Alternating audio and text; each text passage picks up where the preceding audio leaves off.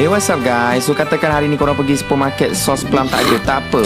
Kita switch ke Cantonese Yimmy. Sangat senang, mudah, beginner friendly nak buat. Korang ambil 4 ulas bawang putih yang dah chop-chop, tumis sekejap. Masukkan seafood. Yang ni kita guna udang, sotong, tambahkan fish cake sekali. Lepas tu masukkan air. And then korang tambah 1 sudu sos tiram, tabur-tabur white pepper agak-agak yang ni.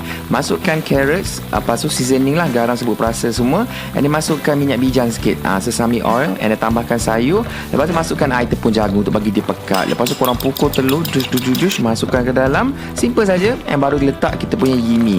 Yimmy tu korang jangan sentuh, jangan usik, jangan terbalikkan dia. Biar macam tu saja sekejap. Lepas tu dah boleh hidang. Kita nak biar dia lembut kat bawah, crispy kat atas. Tuangkan kita punya kuah Cantonese tu. Lepas tu siap lah. Aku habis live lambat semalam, suara aku dah macam ni. Sebab tu nak makan benda-benda panas, barulah macam lega sikit tekak. Tapi jangan risau, suara tak ada pun, aku tak akan MC. Kelas tetap berjalan, video tetap akan banyak. Yimmy ni korang tak boleh masak penuh tau. Biarkan dia lembut separuh, keras separuh, baru dia ada kruk-krap. Bila korang makan.